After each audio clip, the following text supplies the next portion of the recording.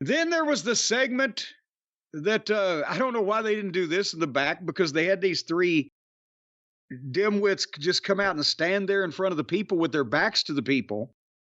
But Jericho, Big Bill, and Brian Keith did a promo in the fashion they've been doing it. And at the top of it, I jotted down real quick, how did he convince anybody to let him do this bullshit on television? I'm just talking about the overall gimmick. I'm talking about the tone in his voice that he never had before. And the fact that he's dragging Big Bill down with him. And I mean, Brian Keith's lucky to be there. Everybody obviously see that. But just without even talking about the content, the delivery, the goofy delivery. This hasn't gotten any heat per se. This hasn't increased ratings.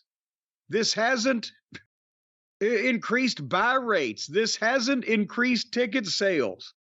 This hasn't increased interest. It's Jericho doing another thing that Jericho does to just annoy people and stay on television. Am I mischaracterizing the cheesiness of this whole persona that he's adopted? Well, again, let's take everyone a step back. Jericho started getting an incredibly negative reaction from AEW fans, starting, I think, in New York when it came out that he went after Stephen P. New and said, I, never signed an NDA. And then it was brought up that how many people have signed NDAs because of him. And then that kind of shut Jericho up. But the fans remembered it, and he started getting booed. He started getting the please retire chants. And, of course, it's moments like that that lead to reinvention. And more importantly, ways to convince Tony Khan that you can reinvent yourself with your bad ideas. And the problem with Chris Jericho is there's never someone to put him in check and say, no, Chris, this is all really bad. You're not good at this. You're not an ideas guy. You're a bad ideas guy, but you're not an ideas guy. And that leads us to this point where quite frankly, a play on what we make fun of here on the show. The thanks guys led to hi guys. I mean, it's really just a big, he's blowing a kiss to us with this whole thing. He's blowing somebody else, though. Unfortunately, it seemed like with this promo, maybe it's gotten to him a little bit. Well, and here's the thing, and I know Uncle Dave, because he mentioned, Dave Meltzer in the Wrestling Observer newsletter gave my ladder match with Mark Briscoe 4 stars.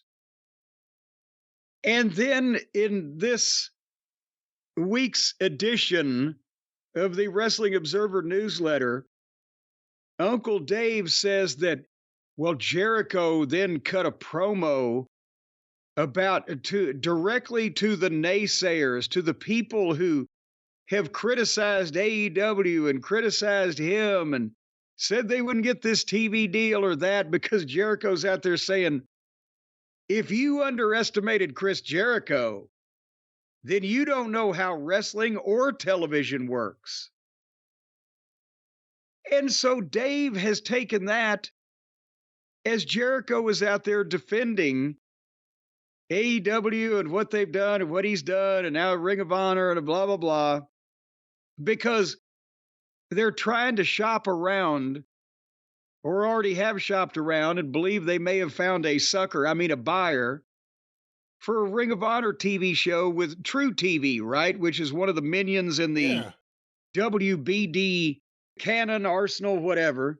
Yeah, Jericho's acting like he's still a demo god or that he really helps the show or the ratings or anything. No, this is exactly where we thought he would end up, on True TV with 300,000 viewers. Well, yes, that's the thing. While Uncle Dave is saying that Jericho is cutting a promo, sniping at all the naysayers who have criticized AEW, no, he's cutting a promo basically saying, you underestimated me being able to sucker this fucking billionaire into giving me my own show where I can be the world champion.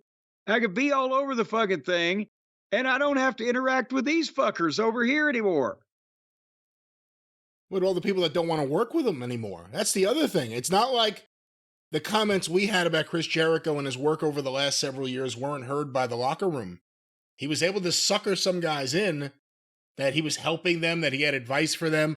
Who has come out for the better for that? No one. MJF had to get as far away from all that as he could.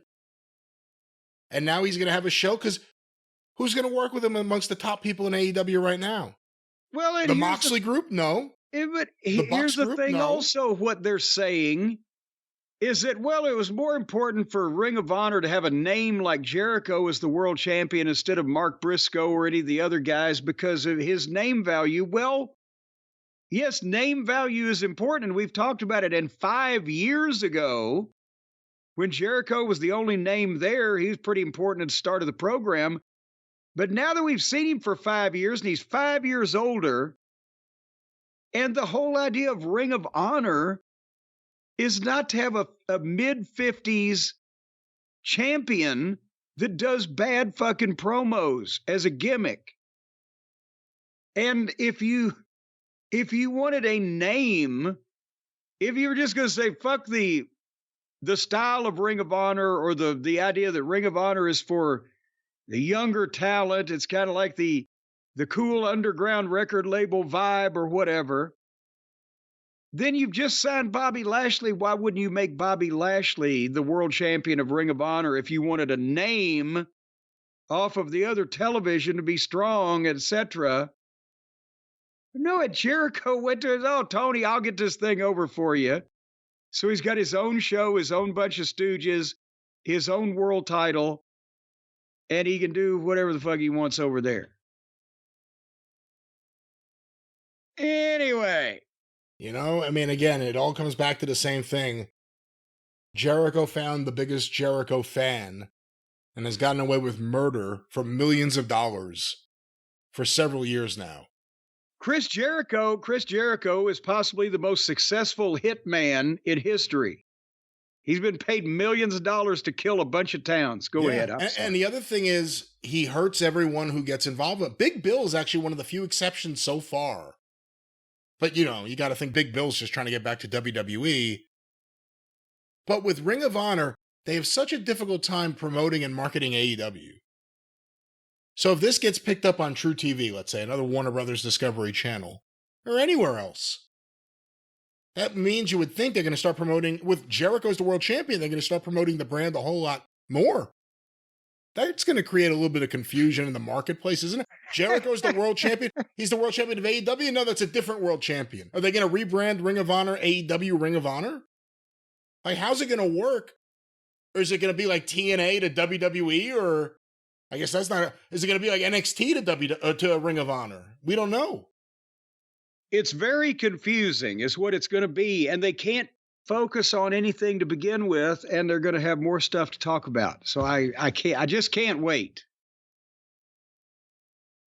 And Tony thinks these guys are his friends. That's the funniest thing. Of course he does. They're his highly prized, highly priced, and highly paid friends.